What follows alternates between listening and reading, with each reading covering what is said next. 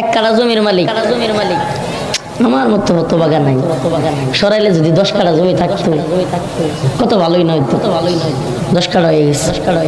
সরাইলে করলে কোনো লাভ আছে? এলাকায় পাত্তা দেয় না, বিবারিয়ে করতে, বিবারি একটা বাড়ি না করতে হইলো, বিবারি একটা বাড়ি করে লাইছে, গড় করছে।